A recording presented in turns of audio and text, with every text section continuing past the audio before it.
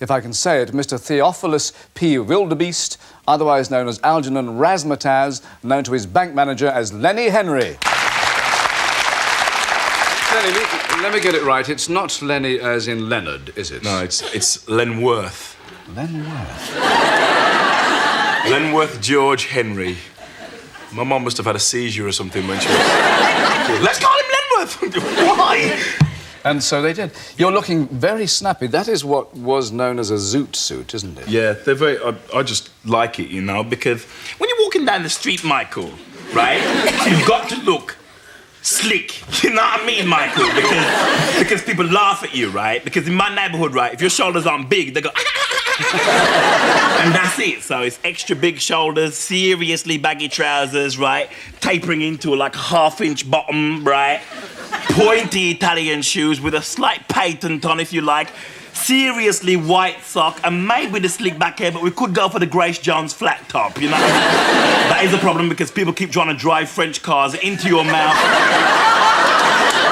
It's a serious problem, Michael. I wasn't that interested, actually, but I know you're in there somewhere. It does hide a lot of, or could hide a lot of imperfections. What are you trying to say, Michael? Nothing. I'm trying to say, yes, I have got a big body.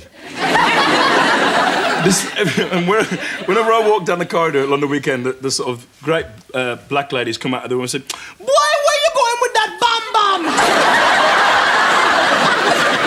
You eat too much yam and banana, you know." Try to leave me alone. Was it always your style, though? What, this kind of thing? No, because I used to...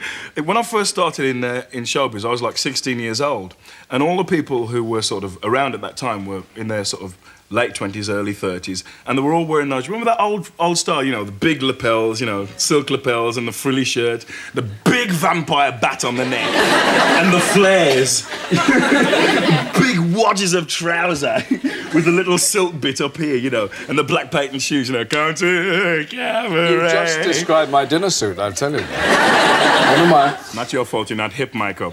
So, about 3 or 4 years ago, I decided that I didn't want to do that anymore. So I went to my tailor and I said, what can you give me to make me laugh? And he brought out this pink material. You know, he said, "How about a suit in this, Len?" I said, OK, so maybe this pink suit. And it was great, because when you walk on, audiences go, "What?" So it's really good. So ever since then, I've liked to wear big, outrageous things. And why not? You're a big fella. Because I am a big, outrageous thing. Certainly, and a lovely big body as well. Now, you mentioned the fact that you were 16 when you started in the business, and that must be, what, 10, 11 years ago? Yeah. So you won New Faces. Did you get a big head after that? Big head? Well, it sort of gave me... It was good, really, you know, because girls, money, fast cars, you know. It was the choice between that and working in a factory for the rest of your life. And I sort of went, "From for the girls! Give me the girls and all the money, please! I'll do anything! What do you want me to do? Showbiz? OK." Were you equipped to handle the audiences then? What? Dare I ask, could you handle the hecklers and all that? No, I didn't have an act, Michael, let alone heckler stoppers. I was useless. I had about 3 minutes where I sort of went... for about 3 minutes, and then that was about it, you know. What was your inspiration in those days for your characterisations? Characterisation? It was mainly impressions then, so I wasn't really inspired. Who did you do? I did, thank you very much. Good old Tommy, he was brilliant, Tommy Cooper. Old Tommy Cooper, yeah. Actually, Chris Tate used to say that club managers in the old days used to give prizes if anybody could guess who I was trying to do. I used to do Tommy Cooper, and I used to do Dave Allen. It was all like really easy stuff. Because being black, people don't really associate you with being an impressionist, which is silly, really. Because you just go, "Oh, thank you very much." Like that. And then you go, "I've been having a bit of trouble." And then you go, "Good evening." It's Dave Allen, see? Yeah. And I do Clement Floyd. "I thought Henry was very good." And I do Henry Cooper. "Oh, he's a good boy. He's got a good right hand." Then I do, "I'm so fast. I'm so tough." Then I do, "Grapple me, great nut." It's really wonderful. So, do you know what I mean? So you do... But you did cartoon characters when you started, Well, that was the main inspiration at school, because just to impress your friends, you know. And it was really handy to be able to do, you know, Top Cat, "OK, men, let's move.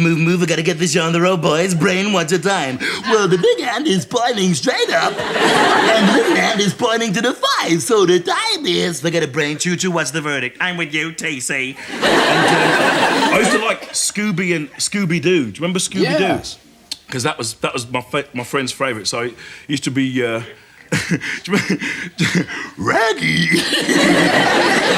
The way Scooby-Doo used to laugh was brilliant. Dude. Raggy.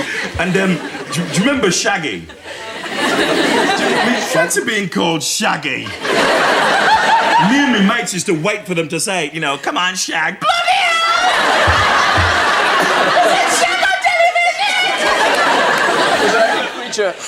Did any of the famous ones defeat you? No. Well, I only had to watch Mike Yard and then I could do it. This is a bit weird, because I'd watch what he was doing with his voice. I'd go, oh, he's doing Harold Wilson. He's going like that, hello, my friend. And then he, you know, I could get it from him, really, or from Paul Melba or whoever, you know. Can you do Donald Duck? No, could you do it? Well, I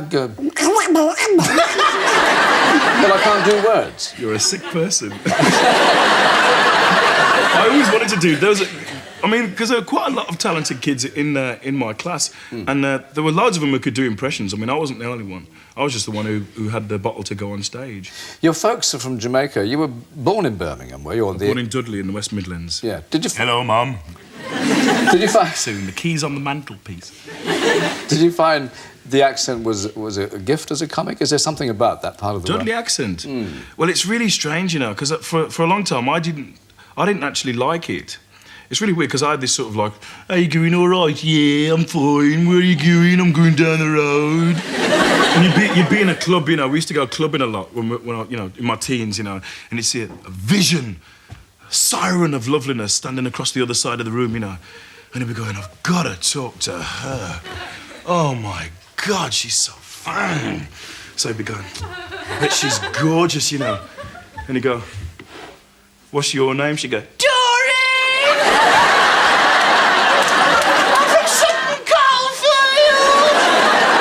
No, yeah, well, you can get yourself back home, all right? Because I ain't gonna give you a lift. The funny thing is that visitors to this country don't realise that there are different languages as well, aren't there? Strange. Language barriers in this country, within this country, it's like, because you go to places like Wales, and it's immense there. I mean, you don't realise, because you speak English and it's really reassuring, because most places you go. But you drive along the M4 and all the road signs are in English. You cross over the bridge and suddenly it's... I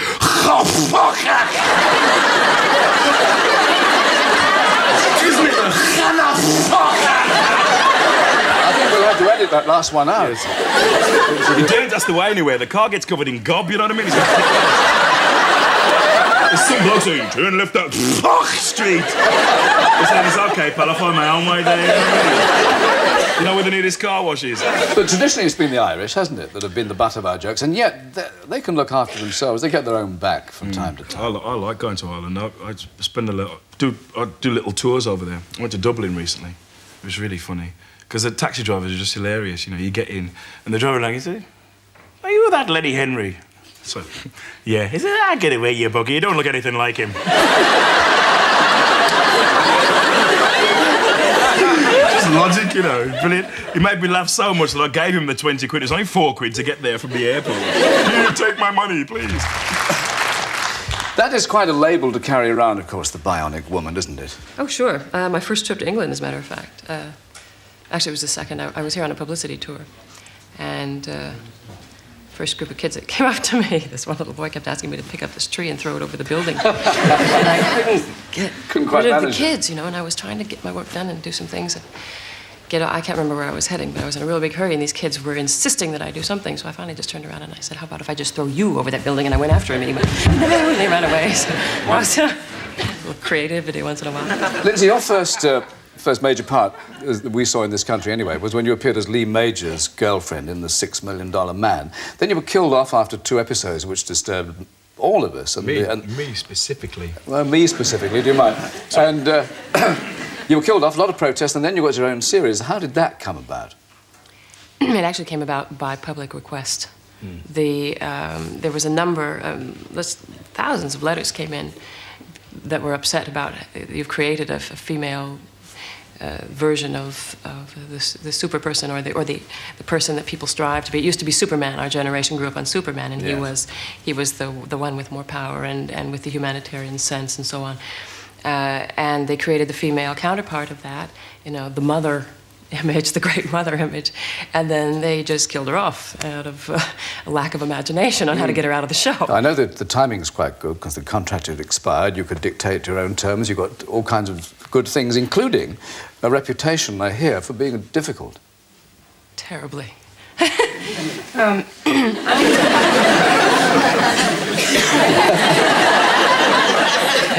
The studio was being made at Universal Studios, and in those days, and I do say that in those days because it is different now, it was described as many things. One, the Black Tower, or the sweatshop. It was really run like a sweatshop in those days. They had, I don't remember exactly how many hours, but lots and lots of hours on television. Their shows covered most of the primetime television. And they also were an enormous corporation. They have the tour center going, and by that time, the tour was making more money than any of their television shows. So we became an attraction for the tour center. And if anything having to do with our filming, like sound or being quiet, got in the way of the tours, it was just too bad, And on the right, we have, you're trying to talk, and they've got these things coming, the sound. And you got this stopped, and did we you? we couldn't stop that. But they also, the timing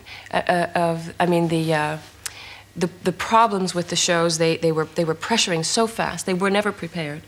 It was being run so badly. Things were so badly organized. And I didn't know much about the business end of it at all at that time. And I sat back and I thought, okay, something's got to be done about this. I don't know anything about business, and I can tell that there's lots of things going wrong here. We had stunts that were going wrong because things didn't have time to be properly set up.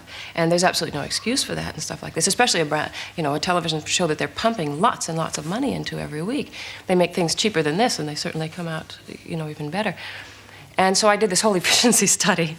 I thought it was being very helpful. And I went up to the man who was the president of the studio, the head of television for the studio, with my little efficiency report.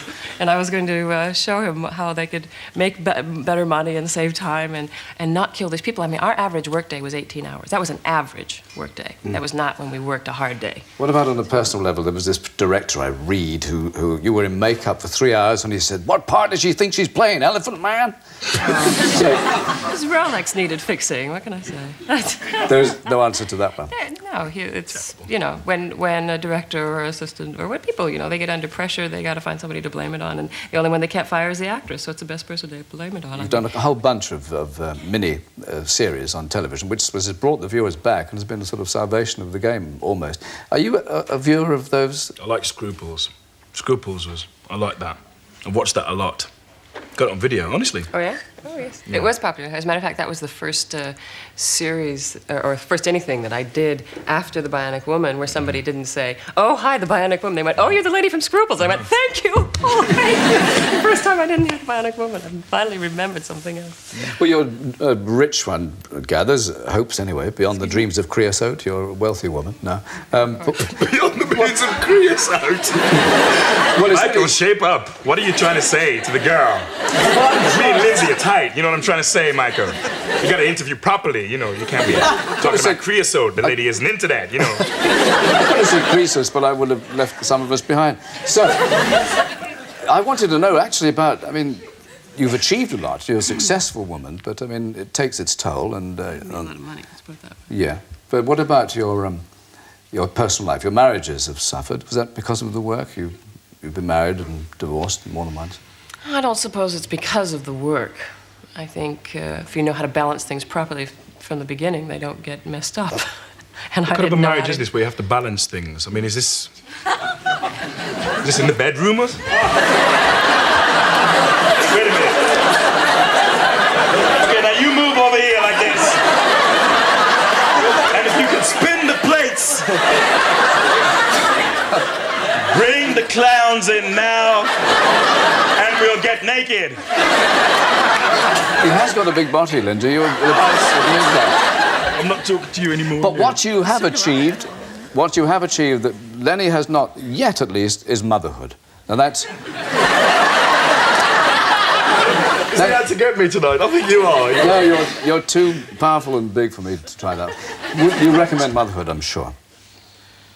Not for Lenny, no. I don't know. But it's been the best experience of my life, period. Absolutely, bar none. There's no margin. That's lovely to hear. Thank you very much, Lindsey Wagner. It's been very pleasant to listen to your stories. My next guest has been described as the life and soul of the party with a capital P. Tonight he meets the Bionic Woman, which will make a change from the Iron Lady. Ladies and gentlemen, Neil Kinnock. We've been talking television. I don't suppose you get a lot of chance to watch television, do you? Not as much as I'd like to, but I used to watch Three of a Kind, and I have great familiarity with this lady because when Rachel was around about 6 or 7, we had to watch Bionic Woman. And Lindsay was very kind tonight, actually. We were trying to park the car. She picked it up, put it in the car park. Well, you've had a fairly superhuman week yourself, haven't you? Oh, it's been nice. Very grave and very serious, of course, and much related to the welfare of the state and so on, but it's been nice as well. You like it when things get rowdy, do you? Yes, it hasn't been very rowdy, actually. This week in the Commons, everybody's been serious, rightly so, and listening, and it's been quieter than usual. It's noisy in the Commons when you can't hear the other people. It's rowdy when you can't hear yourself. You know, so it's been pretty calm this week in that way, although we've had exciting times. Yes. Was it always your ambition to hold high office? No, I don't think anybody... there are some boring people, I suppose, who do hold high office, who always wanted to. But very few, I think, that the people who do hold high office, as you nicely put it, are people who have got certain principles and commitment, and then get carried along with it. And some make it high and some don't. Some who really, truly deserve to. They're just not in the right place at the right time. Your auntie Dorothy would have been surprised, wouldn't she, at what you've become? Yes, she's surprised that I've stayed on the streets free for so long. No, Yes, I had ambitions that she was familiar with as my favourite aunt. When I was a kid, I wanted to be a policeman and then a private detective. I think most people do. You would have been Neil the Squeal if that had happened. Give me time, I'll think of something about Aspel as well. Probably something there. What other ambitions did you have then? I mean, politics started very early in your life. Did you have time for other ambition? Yes, I mean, I wanted to play for Wales at anything. Tiddlywinks, snooker, anything at all. If I could have worn a red jersey, that would have been an ambition. I wanted to be a coal miner, and that was a serious ambition. My parents went absolutely nuts, because all my family are coal miners, my grandfathers, my uncles. And the idea was that if you got a chance, you didn't go down the pit, but I wanted to. That led to warfare for about 3 months in our house. I eventually conceded. Then I wanted to join the army. And that was 2 months of warfare. And then when I wanted to go in the police force, my parents said, "You're trying to tell us something about your attitude to school, aren't you?" But they said, "Look, go to university, and then you can do what you like." And I conceded to that and went to university, and of course, your whole life changes then. That's a very Welsh thing, isn't it? The academic aims for their children. And your parents did plan you to be their only child. They gave you the absolute best they could. And what kind of kid were you? Were you a swot? Were you a layabout, or what? I certainly wasn't a swot. I wasn't a layabout. One of the most flattering things ever said to me was by a teacher who said, "Kinnock, I'd like to call you lazy, but nobody who's as big a nuisance as you are isn't lazy." So I wasn't lazy. I was busy at everything all the time. But I really didn't have much time for school. Yeah, that's right. All the wrong things. All the wrong things. Yes. And what I enjoyed doing most was having a laugh. And going to immense lengths. I'd like to have gone to school with this guy. Going to immense lengths to try and create situations in which you could laugh. But nobody else went to school with him. But he was a mere child.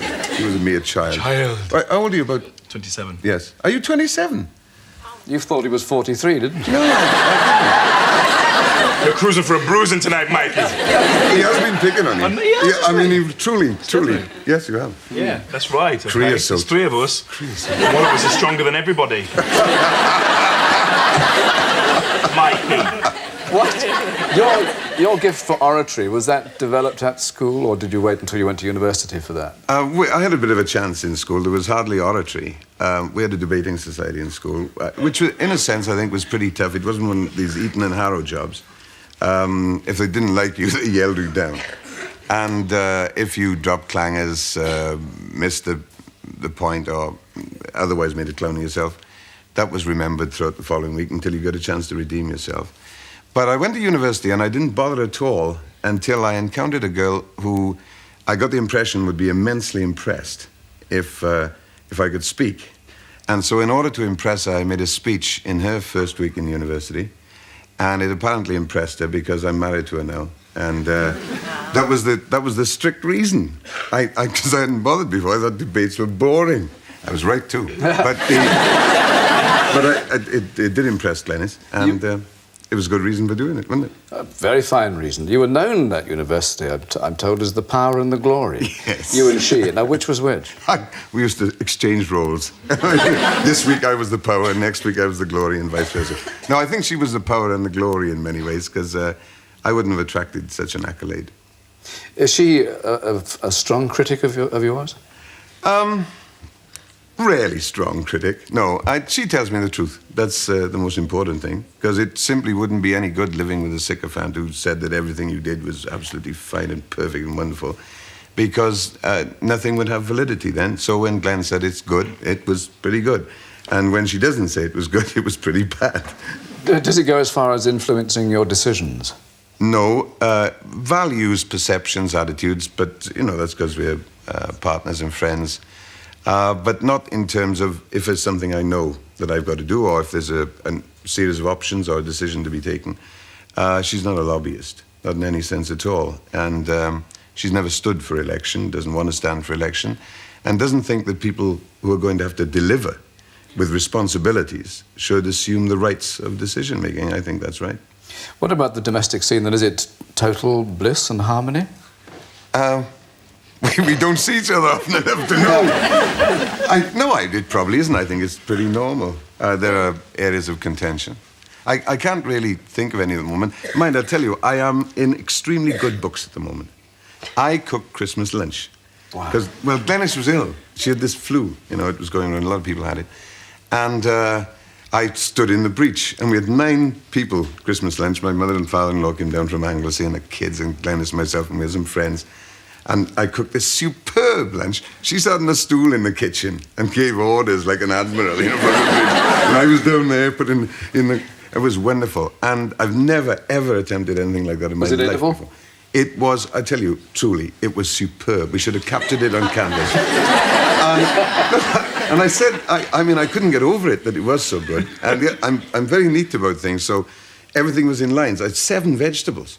And it was piping hot, you know, it really was. I'm going to say it again. It was superb. And the place, I can see it. Yes, it was a great achievement. And I said to her, how is it so good? And she said, because you must be the only person in Britain who cooked Christmas lunch today that did nothing else at all. And I realized I hadn't moved 2 feet away from the oven all morning. I watched and fussed. Oh, I was exhausted. How people do it, I don't know. 7 vegetables, 6 of them leeks, I suspect. No, that's the Tory party, the leeks. It's the other party.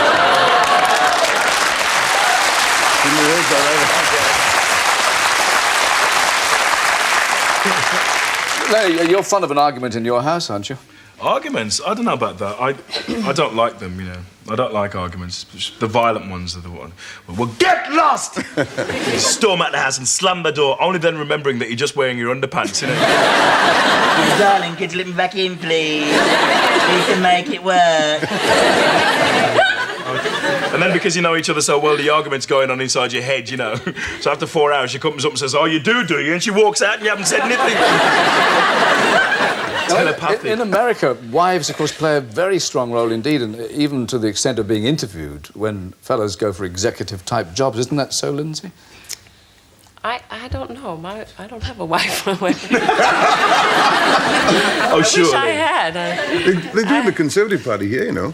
They interview spouses, truly, for selection, for candidates. And I don't think they did it when Mrs. Thatcher was first a candidate, but they certainly do it now. It's extraordinary. Now, you've raised the subject, Neil, and the other woman in your life, Mrs. Thatcher, she was on this show, and I asked her then if at the end of the working day, she said to you, Neil, you've been on great form today, let's go for a drink, and she seemed to imply that that didn't happen. You're obviously not pals, but is there a glimmering of respect due to her from you? Well, I don't know, Michael.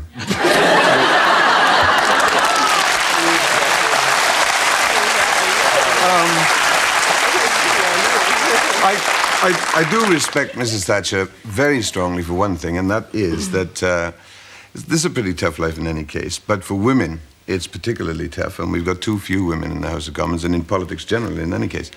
And the fact that she could become leader of a party, and the Conservative Party, is a matter of eternal credit to her.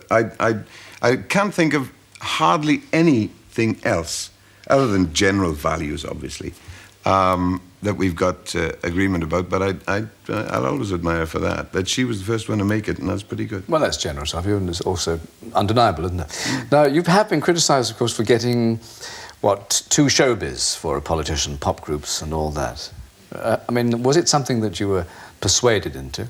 No, the reason that it actually occurred, I suppose the most sensational instance was with your mate, Tracy Ullman.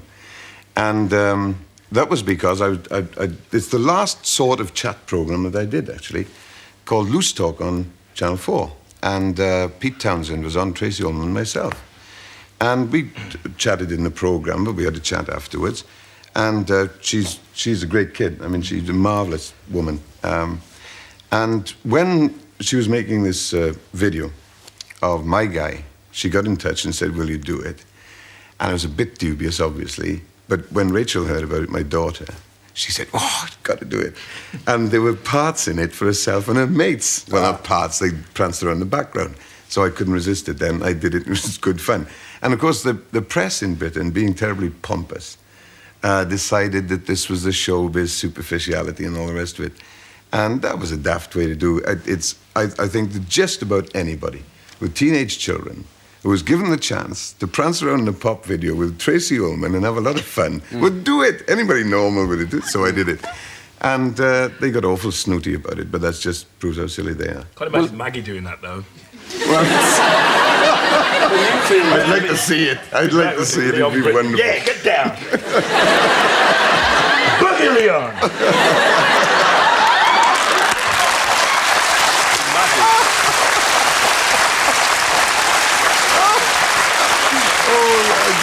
I just got this vision. See, Dennis Healy would do it as well. I can see Dennis.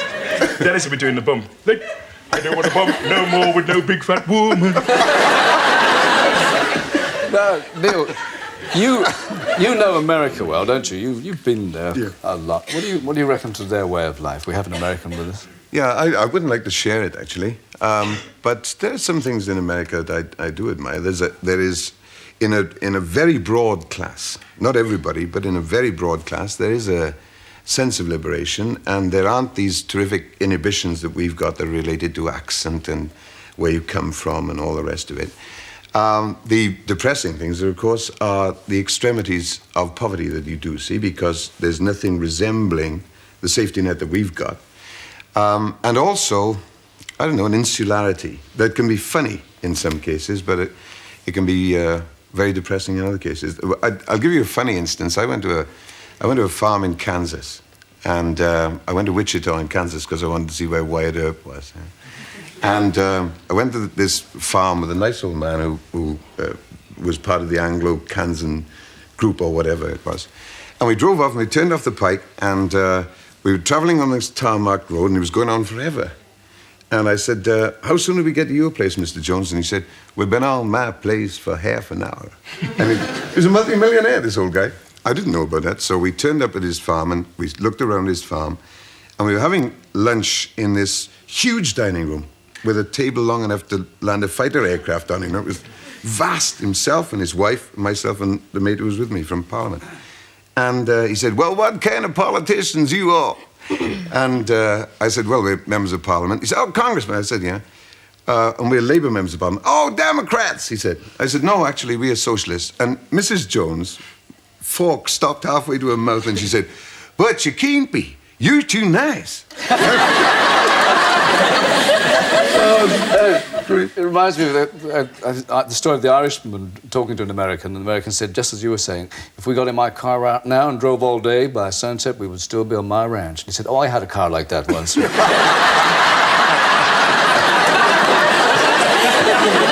Now, your career has sped ahead. You've a happy marriage. You've even walked away from a very serious car crash. You seem to be a very lucky man. I think got to have a bit of luck in this game. I think you've got to have a bit of luck in every sphere, but this is so confined that I suppose luck to a politician is like wings to a bird, really. You can't really move very far without it. Well, I've been very lucky talking to all of you tonight, so thank you very much indeed. Neil Kinnock and Lindsey Wagner and Lenny Henry.